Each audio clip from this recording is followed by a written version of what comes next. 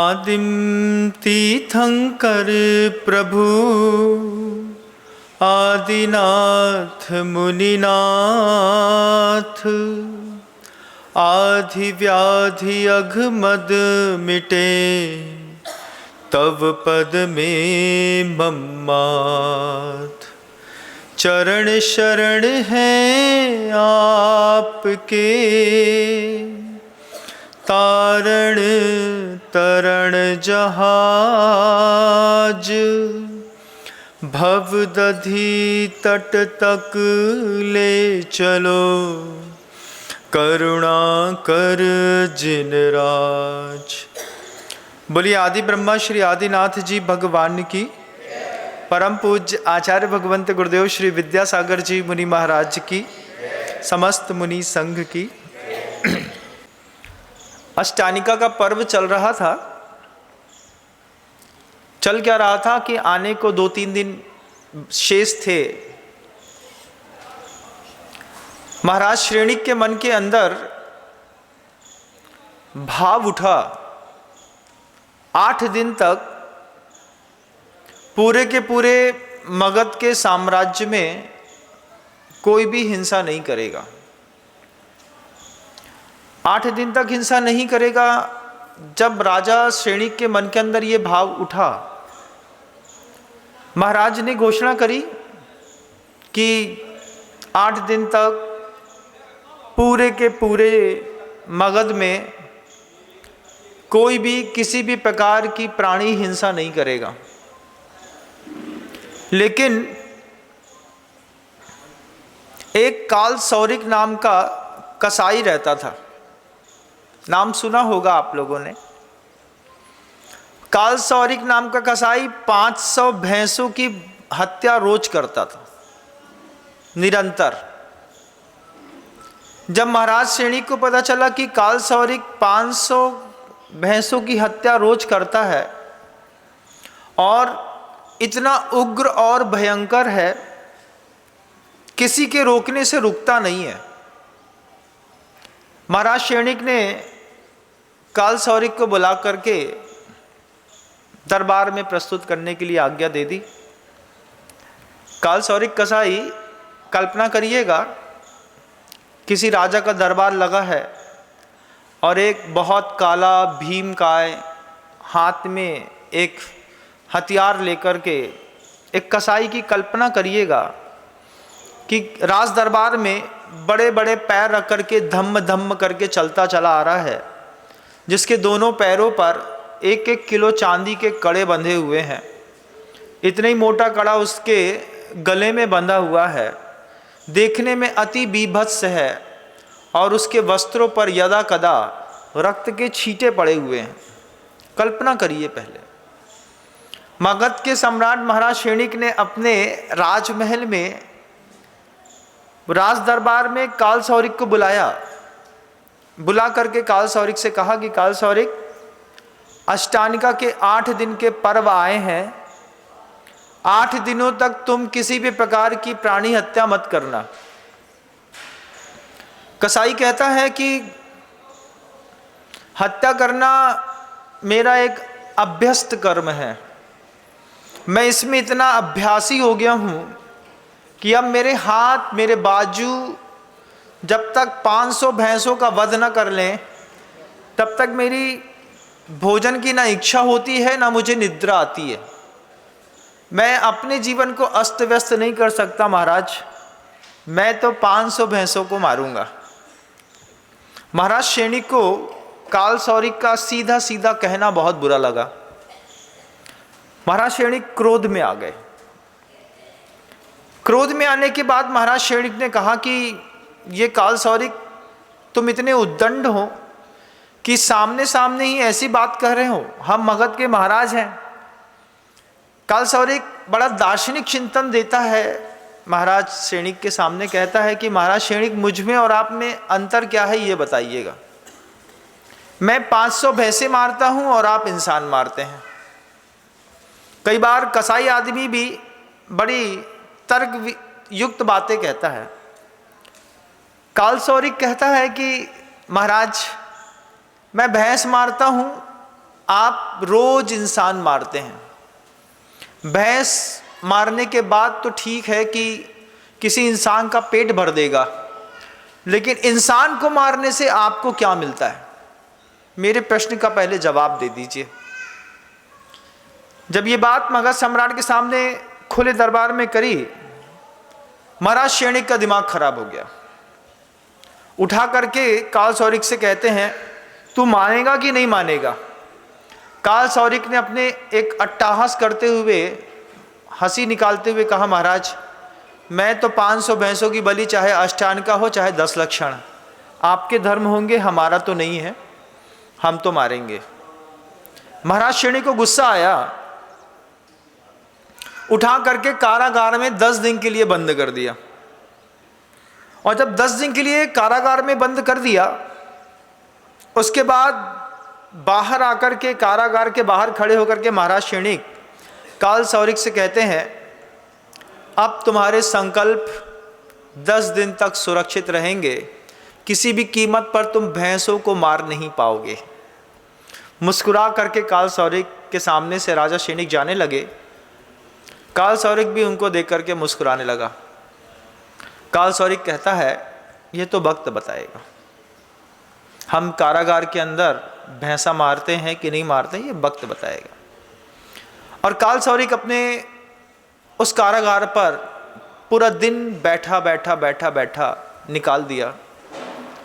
पर्याप्त भोजन भेजा गया काल सौरिक के लिए, लेकिन काल सौरिक उसको खा नहीं पाए, क्योंकि उसकी आदत थी।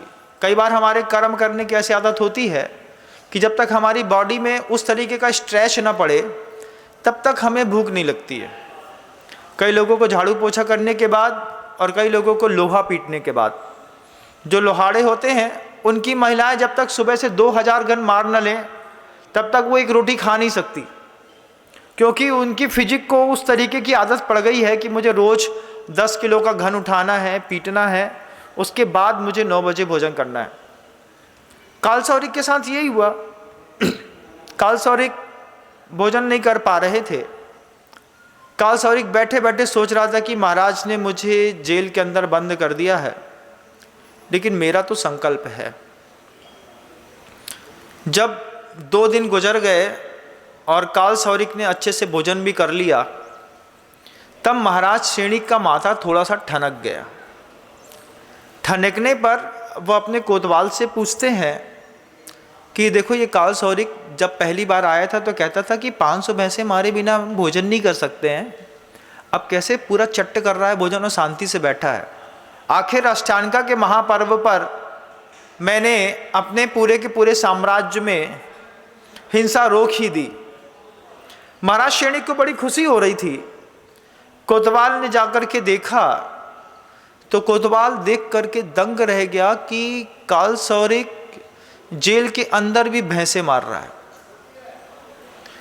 देखा तो कोतवाल को विश्वास तो नहीं हुआ, लेकिन आंखों देखा तो गलत नहीं हो सकता है। कोतवाल गया सीधे महाराज शैणिक के पास। महाराज शैणिक से कहता है कि आपकी अष्टांगा में वध को रोकना व्यर्थ रहा।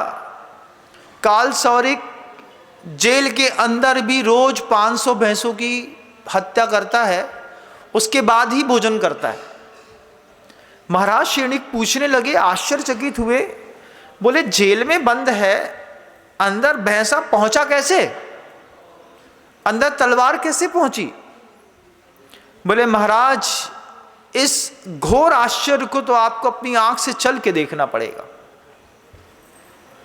महाराज शैणिक स्वयं गए उस जेल खाने तक, जाकर के देखा कि काल सौरिक कैसे एक एक करके 500 भैंसों की रोज हत्या कर रहा है। महाराज शैणिक ने देखा कि काल सौरिक ने अपने पूरे शरीर का मल घिस घिस करके निकाल लिया। इसको विश्वश्रोप क्षय संज्ञा कहते हैं। जब बेसंगातेभ्य उत्पद्यन्ते एक तत्वार सूत्र का सूत्र है, जिससे अचाक्षुष भी चाक्षुष हो जाता है, नहीं दिखने वाली चीज भी दिखने लगती है। उदाहरण में गुरुदेव ने हाथ का मल दिया, जब हम दोनों हाथ को रगड़ते हैं तो वैसा तो मेरा हाथ साफ है, लेकिन रगड़ने पर एक बत्ती बन जाती है काली काली सी। अचाक्षुष भी भेद और संघात की व्यवस्था से चाक्षुष हो जाता है। महाराज क्षणिक ने देखा कि कालसौरिक अपने पूरे शरीर पर 2 घंटे तक लगातार हाथ मलता है, मल करके पूरा का पूरा मैल झरा देता है। महाराज क्षणिक ने देखा कि कालसौरिक पूरे शरीर पर हाथ मलता है 2 घंटे तक। 2 घंटे तक हाथ मलने पर पर्याप्त मात्रा में मैल नीचे गिर जाता है। फिर कालसौरिक ने एक नाखून बड़ा हुआ था, उस बड़े हुए नाखून को दांत से तोड़ दिया, तोड़ करके दीवार से घिस करके एक तलवार बनाई और फिर पूरे के पूरे शरीर का जो मैल था, उस शरीर के पूरे मैल को लपेट करके गोला बना करके पहले उससे भैंस की आकृति बनाता। भैंस की आकृति बनाने के बाद एक एक करके उस नाखून से भैंस का पहले गला काटता, फिर पैर काटता, फिर पेट काटता, फिर चमड़ी छीलता, फिर उबालता, फिर साफ करता, पूरी चमड़ी अलग करता। ठीक वही कृत्य जो वो बाजार पे करता था, कालसौरिक कारागार के अंदर करने लगा। 1-2 नहीं, पूरे 500 के 500 भैंसों को इसी उपक्रम के तहत मारता, मारने के बाद मिटाता और फिर ठीक वैसे जैसे मांस को कोई वधिक किनारे फेंक देता है, चमड़ा अलग फेंक देता है, अपने ही शरीर का मल धीरे धीरे करके इधर उधर फेंक देता। और उसको जब इस बात की संतुष्टि हो जाती कि मैंने 500 भैंसे मार लिए हैं, उसके बाद महाराज क्षणिक का दिया हुआ भोजन आराम से बैठता और उन्हीं हाथों से भोजन खा करके अपने शरीर की रक्षा करता। महाराज क्षणिक ने जब ये दृश्य देखा, देख करके महाराज क्षणिक कांप गए। सीधे भगवान महावीर स्वामी के समव शरण में जाकर के प्रश्न पूछा कि कालसौरिक ने भगवान ऐसा क्या किया है कि जेल के अंदर रह करके भी वो 500 भैंसों की हत्या संकल्प पूर्वक रोज करता है। हकीकत में मारने नहीं मिला तो संकल्प पूर्वक लेकिन मार तो रहे हैं। तब भगवान महावीर की देशना से जो वो बात निश्चित हुई, वो शब्द सुन करके मैं भी दिल से बिल्कुल धक्क रह गया। स्वामी अपने शब्दों पर प्रभु बोले कि क्षणिक, किसी को बाहर से रोकना आसान है, भीतर से रोकना बड़ा कठिन होता है।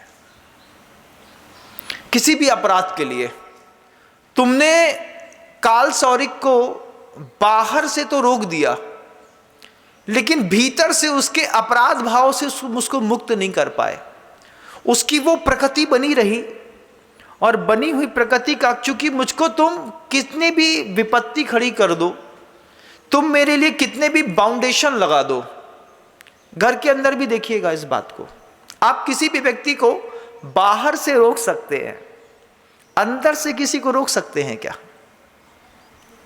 पिता ने तेज आवाज में बच्चे से कह दिया कि तुमको शाम को घूमने नहीं जाना है। आप बच्चे को पैर से रोक सकते हैं, उसके ख्वाब से नहीं रोक सकते। आप अपने घर वालों में पत्नी को, पति को तेज बोल सकते हैं, पिताजी को तेज बोल सकते हैं। तेज बोल करके आप किसी भी व्यक्ति को लाइफ में इस बात को इम्प्लीमेंट करने की कोशिश करिएगा।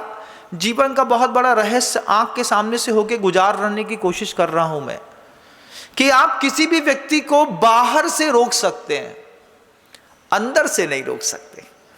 भगवान महावीर स्वामी की देशना से वो बात निकली।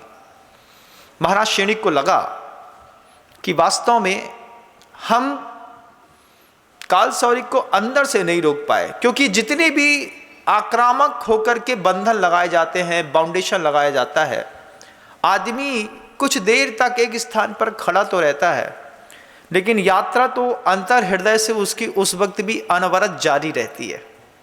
घर के अंदर भी देखिएगा, आप लोगों से फैमिली मेंबर्स में भी, फैमिली मेंबर से कुछ लोग डरते होंगे, तो भले वो शब्दों से कुछ ना कह पाते हों, लेकिन अंदर ही अंदर वो भी निरंतर हत्या के प्रयास घर के अंदर बदस्तूर जारी रहते हैं।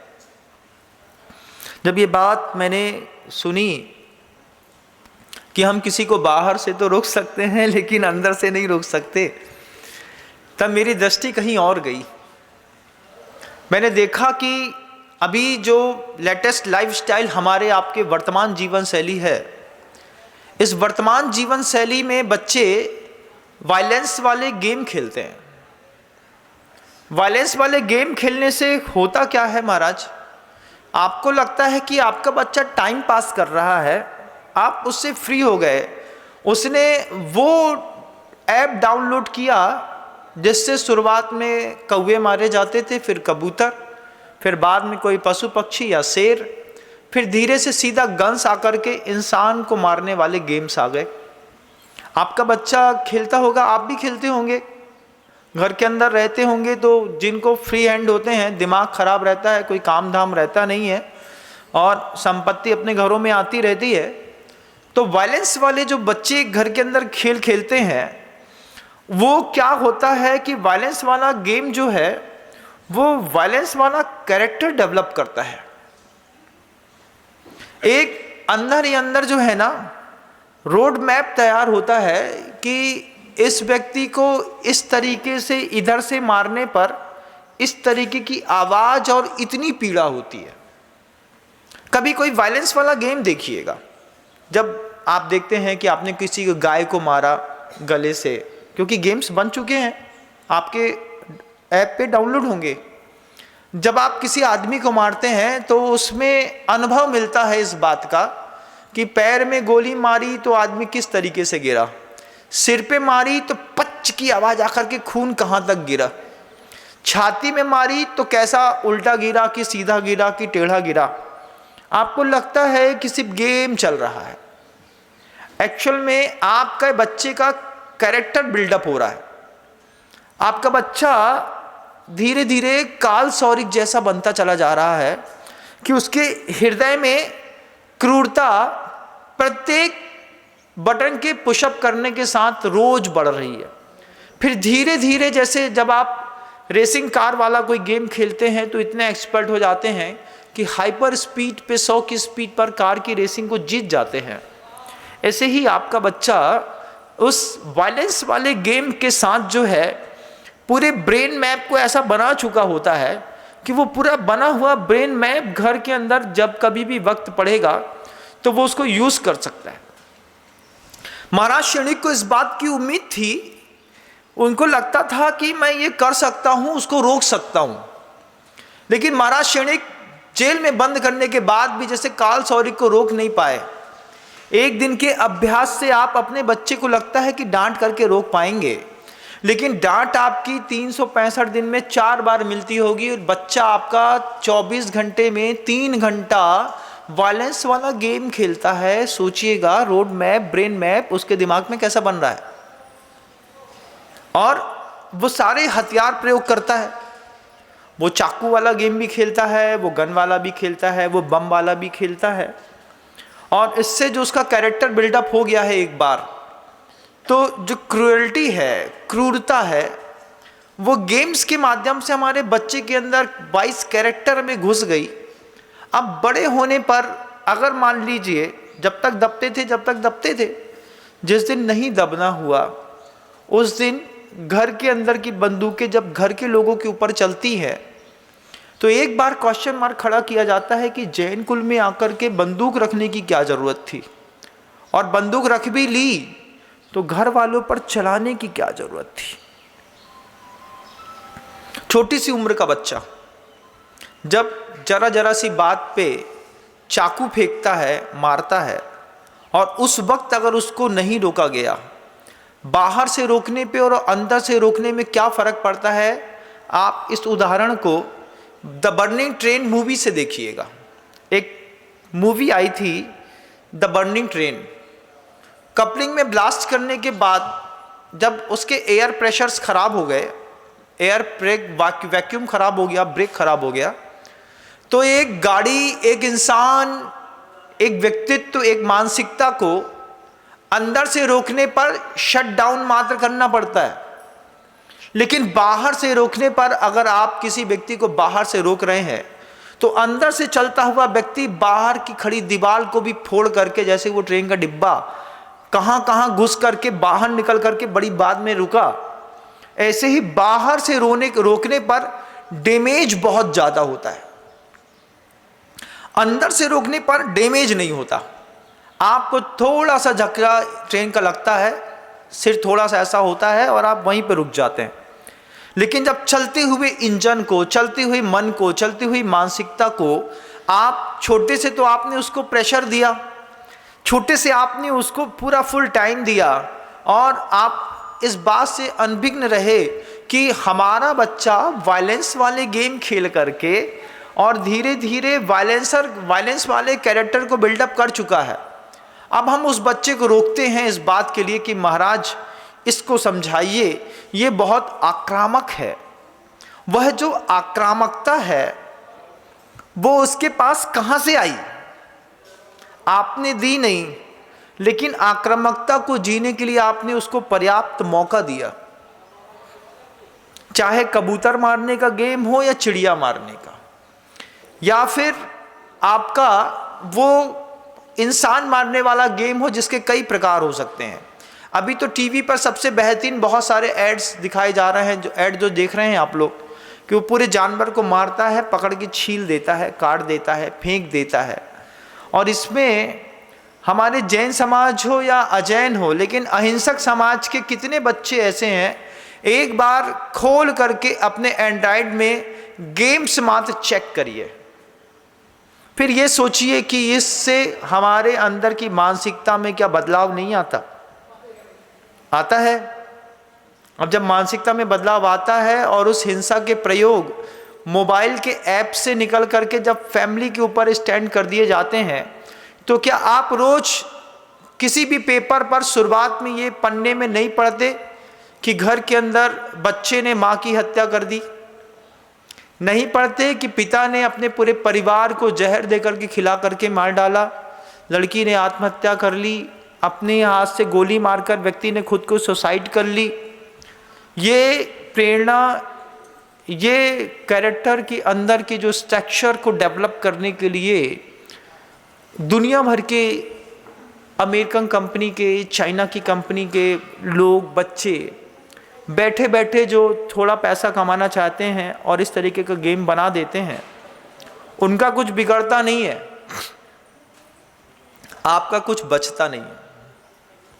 क्योंकि जिसके अंदर से फोर्स जनरेट हो गया है, ऐसे बच्चे को आप बाहर से कितनी देर तक रोक पाएंगे? कितनी देर तक आप बताइए। आपका बच्चा है, आप अपने बच्चे के एंड्रॉयड पे खेले हुए गेम्स पर आपने ध्यान नहीं दिया, कोई भी गेम्स लोड कर लो, खेल लो, ऐसा नहीं। हम जैन हैं, हमारे यहाँ मटेरियल डेवलप करने वाले गेम्स तो किए जा सकते हैं, लेकिन डिस्ट्रॉय करने वाले गेम हमारे यहाँ नहीं चलता है। बच्चे को मोबाइल दिया है, कोई बात नहीं, आप बच्चे को इतना इंस्ट्रक्शंस भी तो दे सकते हैं कि आप इस तरीके का कोई भी गेम डाउनलोड नहीं करेंगे, और डाउनलोड अगर आपने कर दिया है तो अगले 200 घंटे तक आपको गेम खेलने की कोई परमिशन नहीं मिलेगी। गलती से भी मुझे पता चल गया तो आप 200 घंटे का सिर्फ बैन लगा दीजिए अपने बच्चे पर, और धीरे से आपके बच्चे के दिमाग के अंदर ये बात बचपन से बैठेगी, अंदर से कैरेक्टर डेवलप होगा इस बात का कि मुझे हिंसात्मक गेम्स नहीं खेलने हैं। उसका प्रभाव आपके परिवार पे 22 साल की उम्र में पड़ेगा। लेकिन जैसे काल सौरिक को राजा शेणिक नहीं रोक पाए, भगवान महावीर स्वामी के वे शब्द कि बाहर से रोकने में और अंदर से रोकने में बहुत अंतर होता है, शेणिक तुम अंदर से उसको रोक नहीं पाए। अब एक हिंसात्मक व्यक्ति को अंदर से कौन रोक सकता है, आप बताइए, और कैसे रोका जा सकता है? आपको अपने मेरे उद्बोधनों के बाद कुछ कमी या कुछ गिल्ट फील हो रहा होगा कि हमारे घर के अंदर ऐसा हो रहा है महाराज जी।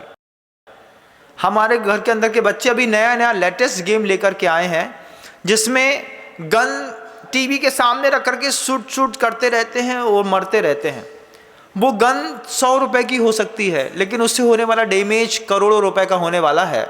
इससे अच्छा है कि हम 100 रुपए की गैंग उठा करके खुद ही फेंक दें। ये वाला गेम नहीं चलेगा, महाराज जी ने मना किया है। क्योंकि ऐसे गेम्स बहुत हुए।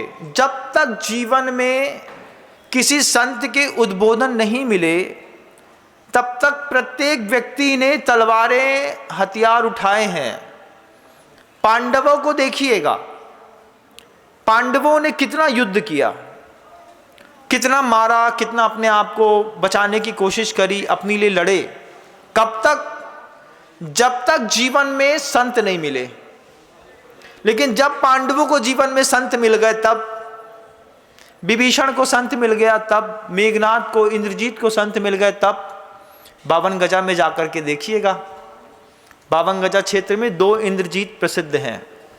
एक इंद्रजीत जो वहाँ के मैनेजर हैं, और दूसरे इंद्रजीत जो वहाँ पर इंद्रियों को जीत करके सिद्धालय में वहाँ से मुक्त हो गए।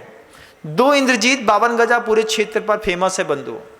और अगर मुझे तो ऊपर वाले इंद्रजीत का पता नहीं, लेकिन नीचे वाला इंद्रजीत इतना जबरदस्त है कि वे अजैन होकर के जैनों से अच्छी चर्या का पालन करते हैं, स्वाध्याय भी करते हैं, पूजन भी करते हैं, अभिषेक भी करते हैं। मुनियों को आहार दान देने की भी परमिशन उनको मिली हुई है, मंडलोई समाज से आते हैं। लेकिन कैसा अद्भुत कौशल है। आप अपने अंदर देखिए कि पांडवों को संत मिले तो पांडवों ने अपने आप को डेवलप कर लिया। जब जीवन में जब तक संत नहीं थे, संत की देशना नहीं थी, हम कुछ भी करते थे क्षम्य था, क्योंकि जीवन में गुरु नहीं मिला हमको। लेकिन जब जीवन में संत आ गए पांडवों के, उसके बाद ना पांडवों में जीवन ने कभी किसी को दुख दिया और ना कभी किसी से दुख लिया। क्योंकि दुख देना और दुख लेना दोनों बुद्धिपूर्वक होते हैं। बुद्धि से ही आप किसी को दुख देते हैं और बुद्धि से ही आप किसी का दुख लेते हैं जीवन में। ऐसा होता है कि नहीं होता है? होता है ना, होता है, सबके घरों में होता है बंधुओं। आप अपने बच्चे को काल सौरिक मत बनाइए, क्योंकि आपका बच्चा काल सौरिक का तो निश्चित था कि वो दिन में 500 भैंसे मात्र मारता है। आपका बच्चा सुबह से लेकर शाम तक में कितनी हत्या करता है कुछ पता नहीं।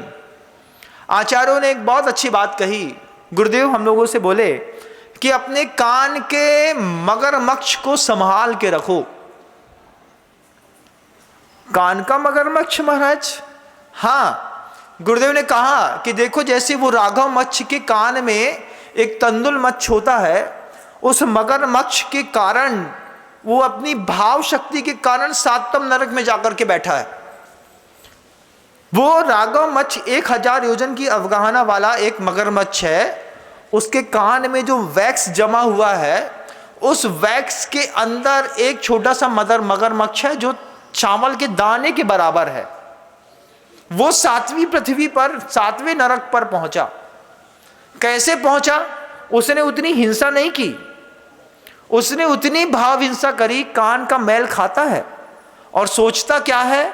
सोचता ये है कि अगर मैं राघव मच्छ के जैसा होता तो जितनी समुद्र में मछलियां थी सब खा लेता। अपने कान के मगरमच्छ को संतुलित रखिए। अपना आपका बच्चा जो है, वो बच्चा सिर्फ एंड्रॉइड पर गेम नहीं खेलता। कार्ड लगा करके जब वो उस शब्दों को सुनता है कि पंछी के मरने पर पंछी की कैसी आवाज़ आई, इंसान के मरने पर इंसान की कैसी आवाज़ आई, तो वो कान के मगरमच्छ से भी हिंसा अंदर प्रवेश करती है और देखने से भी जाती है, इंद्रियों को चलाने से भी जाती है। अब ये बात बिल्कुल अलग हो गई है कि किसी के हाथ में तलवार है और किसी के हाथ में बटन।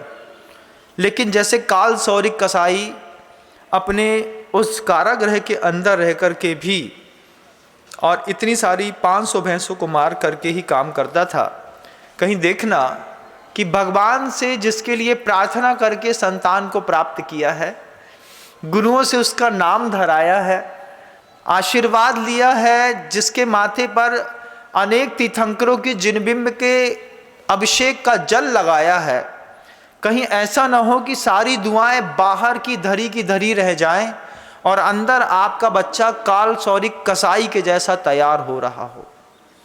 क्योंकि जब घर के अंदर हिंसात्मक माहौल बनते हैं, चाहे वो हाथ से हो, हथियार के हो या शब्दों के हो, क्योंकि बहुत सारे कालसौरिक हत्याएं हथियार से नहीं करते, शब्दों के हथियार से करते हैं।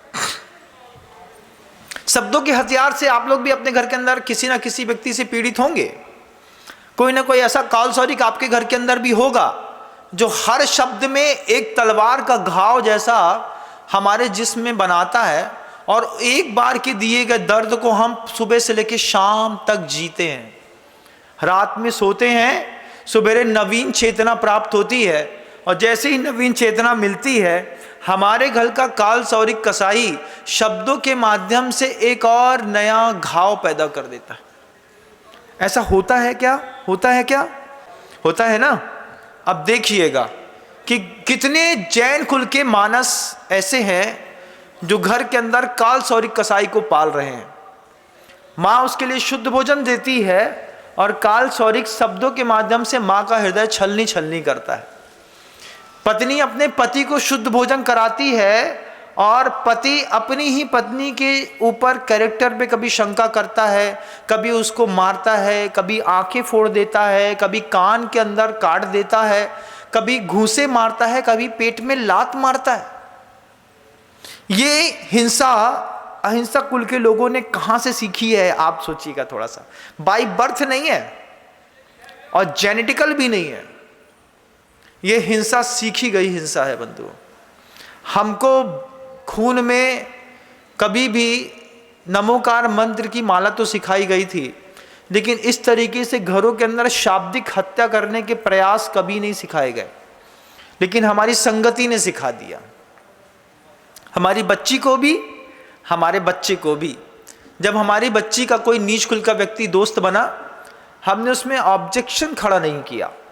छोटे से बच्चा जब किसी मांसाहारी बच्चे के घर के अंदर जाकर के बर्थडे मनाने गया, और हमारा बच्चा मांसाहारी बच्चे के घर के अंदर जाकर के उनके घर के बना हुआ सेव, केक, पेस्ट्री कुछ खा के आ गया, हम भूल गए इस बात को। ये सोचते रहे कि हमारा बच्चा अबोध है, लेकिन उसकी जातिगत परंपराएं कैसी हैं एक बार देखिएगा और फिर महसूस करिएगा। मैं हमेशा कहता हूं कि जैन कुल के बच्चे को कहीं का भी ना कोई टिफिन शेयर करना है, ना किसी के घर का भोजन। इवन ट्रेन पर भी कोई आपको प्रोवाइड कराए कि हाँ भूखे हैं ये खा लीजिए, तो हम बोले एप्पल खा लेंगे, बनाना खा लेंगे, हम बाहर जा कर के कुछ और खा लेंगे, लेकिन तुम्हारे हाथ का गर्म खाना नहीं खाएंगे।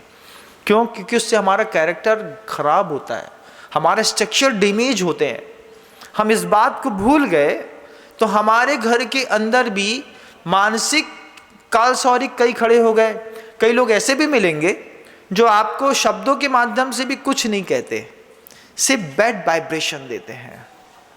कम मरेगी, कम मरेगी, कम मरेगी, कम मरेगी, ऐसा देखते हैं, घूरते हैं, दांत किसकिसाते हैं, और हम उनको देखते हैं, और फिर हम अंदर ही अंदर सोचते हैं ये जो कर रहा है ये सिर्फ हमारी हत्या का प्रयास है। वो तो हमारे देवशास्त्र गुरु की कृपा है कि हम मर नहीं रहे। लेकिन निरंतर जब इस तरीके का वाइब्रेशन हमको मिलता है, तो धीरे धीरे उस वाइब्रेशन को जैसे कैच अंदर धीरे धीरे करते करते अंदर आर्थोपेडिक प्रॉब्लम्स क्रिएट होती हैं, कैंसर क्रिएट होता है, डायबिटिक क्रिएट होती हैं। 77% मामलों पर महिलाओं को जो भीषण बीमारियां होती हैं, उन भीषण बीमारियों के पीछे का राज सिर्फ क्रोध है। और कुछ व्यक्त क्रोध हैं, कुछ अव्यक्त क्रोध हैं, जिनको घर के अंदर डोमेस्टिक वायलेंस पे प्रत्येक समय आपके घर के अंदर की महिलाएं, बच्चे झेलते रहते हैं। अगर मेरे शब्दों पे तनिक भी गंभीरता हो, मैंने बहुत अलग चीज दिखाने का प्रयास कर रहा हूं कि बच्चे आपका कौन सा गेम्स खेलते हैं, माता पिता को पता होना चाहिए, और बिल्कुल स्ट्रिक्टली रूल्स होने चाहिए इस बात के कि एक भी बार आपने वायलेंस वाला गेम खेला है तो अगले 8 दिन तक आपको मोबाइल छूने की भी इजाज़त नहीं है, फिर आप चाहे कितना भी परेशान करें। इस तरीके से आप अपने घर के अंदर एक नए कालसौरिक को पैदा होने से बचा सकते हैं बंधुओं, और बचाने का प्रयास करिएगा। नहीं तो किया कराया जितना भी धर्म है ना, ये सब पानी हो जाएगा। और साथ ही साथ एक दूसरी चेतना को भी मैं जागृत करना चाहता हूं, मैं करता हूं। पावागढ़ एक स्थान है, गए होंगे आप लोग, आपका भी मंदिर है वहां पर, कभी देखा है? महाराज उतना ऊपर तक नहीं गए, नीचे तो देखा, गर्म पानी का कुंड देखा होगा, अन्य मत के देवी देवताओं के मंदिर देखे होंगे, लेकिन वो चीज आपने नहीं देखी होगी जो मैं देख करके आया था आज से 22 साल पहले, कि मंदिर इतना उपेक्षित हो गया है कि अंदर जिनबिंब विराजमान है और लोग मंदिर के दरवाजे पर जाकर के शौच कर देते हैं।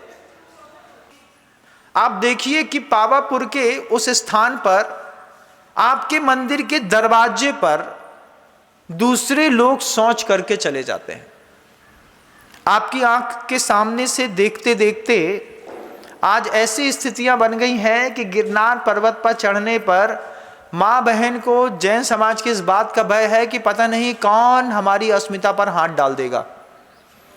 जब हम ऊपर नेमीगिरी अपने उर्जन पर्वत पर, रैवतक पर्वत पर चढ़ते हैं और रैवतक पर्वत चढ़ने के बाद जब हम अपने नेमीनाथ भगवान के चरणों तक पहुंचते हैं तो श्रद्धा कम और भय ज़्यादा रहता है। इस बात का पता चला कि जैसे किसी साधु परमेष्ठी के पेट पर किसी दूसरे व्यक्ति ने छुरा घोंप दिया था, हम जयकारा लगाएं, चावल चढ़ाएं तो कहीं ऐसा ना हो कि कोई हमें चांटा मार दे या फिर छुरा घोंप दे।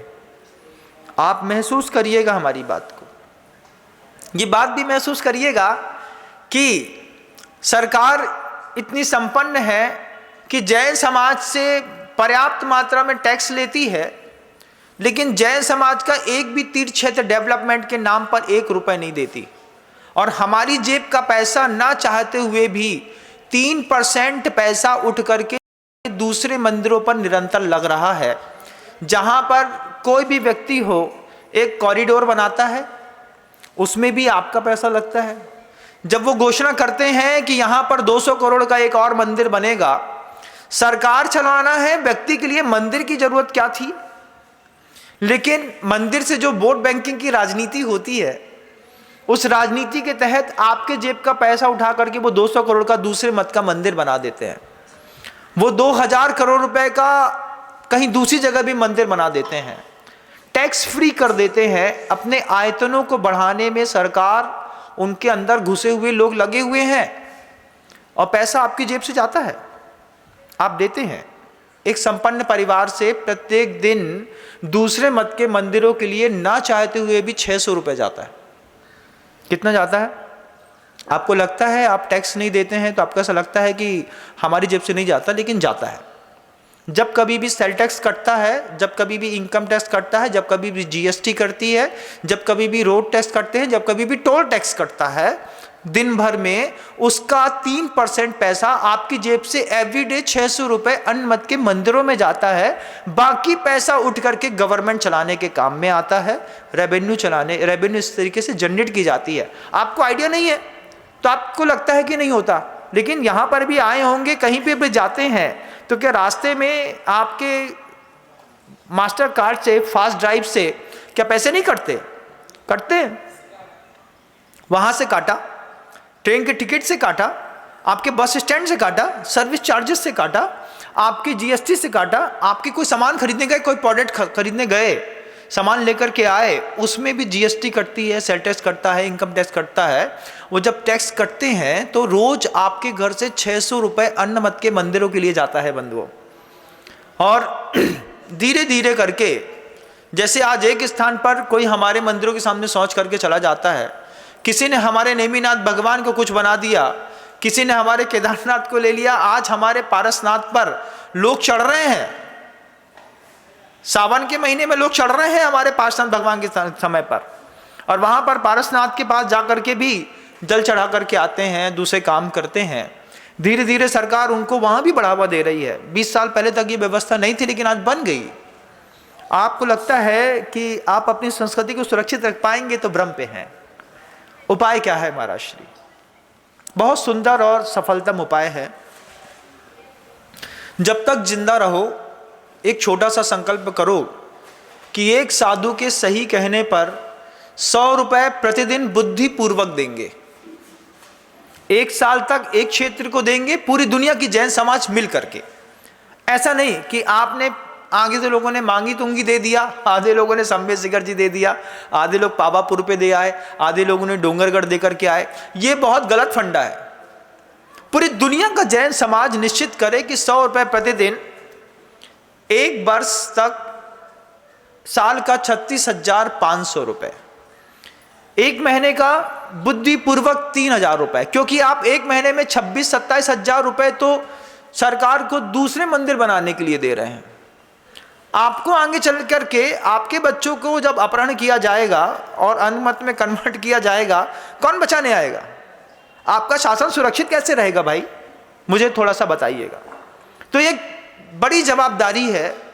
जितनी शानदार तरीके से आप ब्रासलेट पहनते हैं, बाटा कंपनी का शूज़ पहनते हैं, अच्छी शर्ट, अच्छा गॉगल पहनना पसंद करते हैं, अच्छी बाइक पे घूमना पसंद करते हैं, रोज़ 4-5 लीटर अपनी रॉयल इनफील्ड में आप पैसा खर्चा करते हैं, 110-30 रुपये का पेट्रोल डाल करके रोज का 500 रुपये पेट्रोल में खर्चा करते हैं, उसका भी टैक्स कटता है 67%, वो उससे भी मंदिर बनता है। तब जा करके ये कॉरिडोर बनते हैं, ये बड़े बड़े 200 करोड़ के मंदिर बनाते हैं लोग।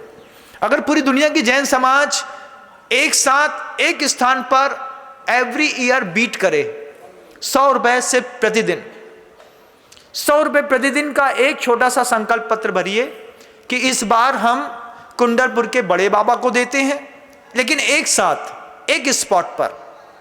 जैसे मैंने कहा कि इस बार अपन बना जी क्षेत्र को डेवलप करते हैं, तो हम संकल्प पत्र करते हैं इस बात का कि महाराज पूरे एक साल तक 100 रुपए देंगे, बना जी क्षेत्र को देंगे, दुनिया का हर जैन समाज देगा। और जिसके पास तक ये खबर नहीं पहुंची है उसके पास तक आपकी जवाबदारी है खबर पहुंचाने की, कि आप खबर पहुंचाइए कि इस बार महाराज जी के कहने पर बना जी क्षेत्र पे हमको 100 रुपए प्रतिदिन, 36,500 रुपए साल का देना है, 3,000 रुपए महीना देना है। अगले 5 सालों में आपके 100 रुपए का उपयोग करके यहां पर 300 करोड़ रुपए का एक मंदिर बना करके वो सरकार देती है, 2 साल में मंदिर बन के तैयार हो जाता है। हम अपना पैसा खुद डेवलप करेंगे, अपने आयतन की सुरक्षा करेंगे। और जैसे आज कुंडलपुर के बड़े बाबा जैन समाज की शान वाला मंदिर माना जाता है, दुनिया का कोई भी जैन वहां जाए और जा करके देखे तो उसको इस बात का गर्व महसूस होता है कि कितना भव्यतम मंदिर है जैन समाज का। ऐसे एक मंदिर से काम नहीं बनेगा बंधुओं, ऐसे कम से कम 108 मंदिर बनाने हैं, इतने बड़े बड़े कि हमारे मरने के बाद लोग याद करें कि जैनियों ने इस तरीके की प्रभावना अपने शासन की, अहिंसा की, सत्य की, आचार की, ब्रह्मचर्य की और अपरिग्रहवाद की है। ये कैसे संभव है महाराज? आप कोई करोड़ रुपए दे करके, 5 करोड़, 50 करोड़, 100 करोड़ रुपए दे करके आप इस तरीके का मंदिर नहीं बना सकते। लेकिन आप 100 रुपए प्रतिदिन का संकल्प ईमानदारी के साथ अगर करते हैं कि हम संकल्प करते हैं, स्क्रीन पर आपको नंबर भी दिखाई दे रहा होगा, आप नंबर देख सकते हैं। उस नंबर पर आप मैसेज कर सकते हैं कि महाराज जी तक ये कार्ड बेचिएगा, हमारी अनुमोदना है। मैं दुनिया में अगले 25-30 साल जब तक जिंदा रहूं, हर साल अपन एक नए क्षेत्र पे रुके, हर साल अपन मिलकर के 1 साल तक एक क्षेत्र को ऊर्जा दें, ऑक्सीजन दें, मात्र 36,500 रुपए की, 100 रुपए प्रतिदिन की। मैं आपको विश्वास दिलाता हूं, मेरी स्ट्रेटजी, मेरा अपनी योजना हमेशा सफल रही है। मैं आपको विश्वास क्या दिलाता हूं कि अगर पूरी दुनिया में रहने वाले हर जैन व्यक्ति ने एक साथ 100 रुपए का कार्ड मेरे कहने पर एक स्थान पर पंच किया, अगले 25 सालों में हर मंदिर ठोस सोने का बना होगा।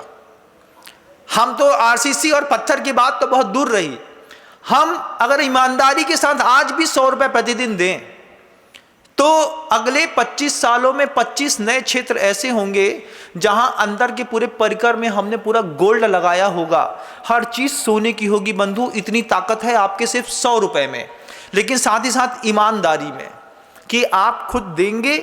जिस तक मेरी बात नहीं पहुंची है, आप ओरल पब्लिसिटी करेंगे इस बात की कि अपने को महाराज जी के कहने पर इस क्षेत्र को डेवलप करना है।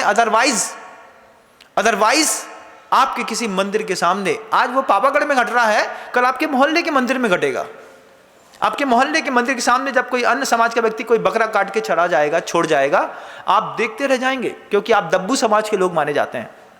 अहिंसक अपने आप को नपुंसक समझने लगा। नपुंसक में और अहिंसक में अंतर है। अगर आप पुरुषार्थ करते हैं अपने परिवार के लिए, अपनी पत्नी के लिए, अपने बच्चों के लिए, अपने लिए, तो अपने देव शास्त्र गुरु के लिए बुद्धिपूर्वक सिर्फ 100 रुपये प्रतिदिन का संकल्प पत्र भरिएगा, क्योंकि 600 रुपये प्रतिदिन तो आप खर्च कर ही रहे हैं। पता तो महीने के अंत में पता चलता है कि भैया एक महीने खर्च 50,000 है, उस 50,000 से खर्च में भी 600 रुपये प्रतिदिन के हिसाब से कहीं ना कहीं आपका कटता ही है। और सरकार बुद्धिपूर्वक कहीं 2,000 करोड़ रुपए का, कहीं 200 करोड़ रुपए का, कहीं 125 करोड़ रुपए का, कहीं 150 करोड़ रुपए का, पिछले 8 सालों से लगातार इस घाव को मैं देख रहा हूं कि सिर्फ जैन धर्म के मंदिरों को छोड़ करके हर तरफ के मंदिरों को बढ़ाने के लिए सरकार अपने खजाने से पैसा देती है, और उसके खजाने में पैसा जैन समाज देती है, लेकिन जैन मंदिरों में सीधा सीधा नहीं देती है।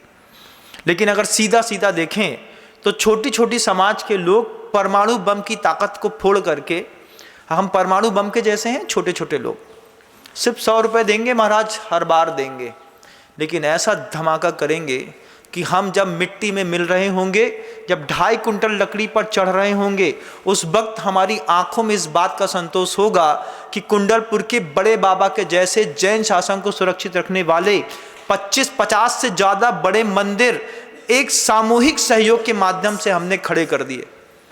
और इस पंथवाद के वाद से ऊपर उठ करके सपोर्ट बस मिलता रहे, चाहे हम 13 पंथी हों या 20 पंथी। हम मांगी तुंगी भी खड़ा करेंगे, हम गिरनार भी खड़ा करेंगे, हम गुजरात में जाकर के भी नए तीर्थक्षेत्र की ऐसे स्थापना करेंगे कि लोग देखते रह जाएंगे। लोग राजनीति के कार्ड खेलने के चक्कर में बंधुओं कितना पैसा हमारी जेब का इस तरीके से भारत के अंदर बट रहा है।